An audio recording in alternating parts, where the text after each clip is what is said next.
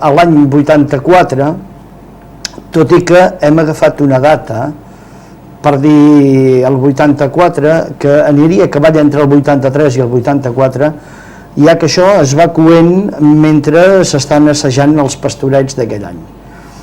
En aquell temps a Roda es feien pastorets i hi havia moltes inquietuds de formar un grup de teatre, però havíem tingut diverses intentades i que no acabàvem de quallar, no ens acabàvem de posar d'acord.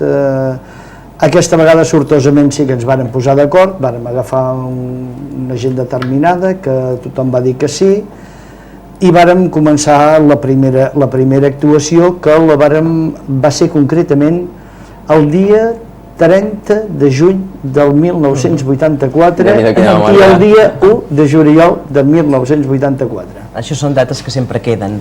Bé, fa poc, fa un parell o 3 anys concretament, vam celebrar el 20è aniversari.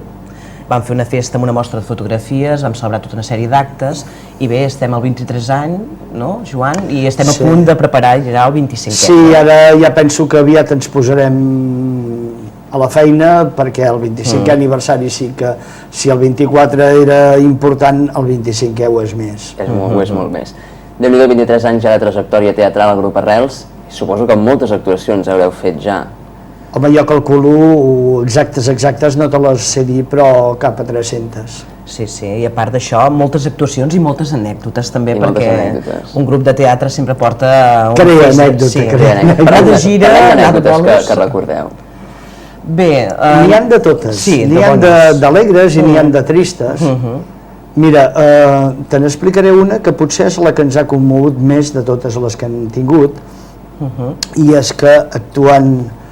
Nosaltres estàvem representant un fanàtic del Barça i actuant a vora d'Olot, com se diu allà, Sant Esteve d'en Bas. Això, Sant Esteve d'en Bas. A Sant Esteve d'en Bas ens va arribar la notícia de que l'autor, que era un noi molt jove, de la Bisbal, s'havia mort aquell dia. En Lluís. En Lluís, sí. Ell ens va venir a veure. La història d'aquesta obra va ser una història tota sobtada. Nosaltres n'estàvem ensajant un dia ens en vàrem anar a sopar, i aquesta és una anècdota també divertida. Estàvem ja ensajant una obra que estava més que repartida i estava més que ensajada, i ens en vàrem anar a sopar un dia, recordo que era la Font d'Urgell a Roda, i va sortir el canviar l'obra. Vai, per què no la canviem? Va, ostres, que aquesta és molt bona, que aquesta és molt bona. I vam dir, doncs vinga, va, i tothom animat, i la vàrem canviar.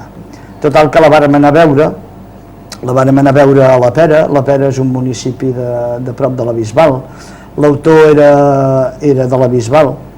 I aleshores vàrem anar a veure el grup de l'autor. Ens vàrem mirar l'obra, ens va acabar d'agradar més, i el que vàrem fer va ser, doncs, posar-la en marxa, personalitzar-la una mica, també posava l'escena. I aleshores, doncs, en un teatre que no hi havia entrades, havíem esgotat les localitats el dia de l'estrena, que era el Teatre Eliseu de Roda, vàrem convidar l'autor, en molt poc temps, ell va venir, i l'home va quedar allà flipant amb colors, perquè mai es havia pensat que, ni molt menys en un poble, hi hagués les entrades exhaurides. No n'hi havia, no sí que havien vengut més de l'aforament del teatre. Llavors, a partir d'aquí la va veure, estava molt ben posada, amb uns decorats que estaven molt bé, i l'home va dir que si mai es gravés volia que fos el grup Arrels el que li gravés. I quan es va morir ho tenia bastant lligat ja per gravar-ho per una cadena de televisió. Llavors no va poder ser. De totes maneres vàrem participar en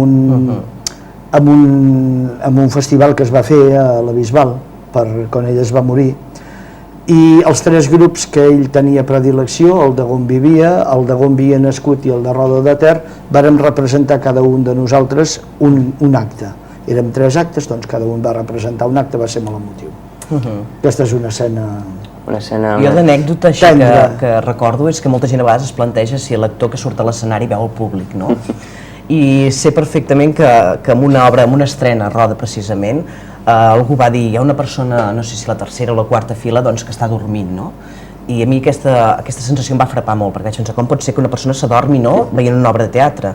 I paral·lelament, no sé si va ser aquell any o l'any següent, que normalment solem fer una sortida de teatre a Barcelona, vam anar a veure Excuses del Joel Joan i el Jordi, com es diu? Jordi... Bueno, en fi, que surt la Mònica Glanzel, en fi, tota una sèrie d'actors professionals. I aleshores vaig veure una persona que també dormia. I aleshores sempre m'ha quedat, no?, pensar que es poden adormir amb el grup Arrels, es poden adormir amb un grup professional, o sigui que... Es poden dormir en qualsevol teatre, si la son apreta. Parlem de les obres que heu fet. N'heu fetes moltes?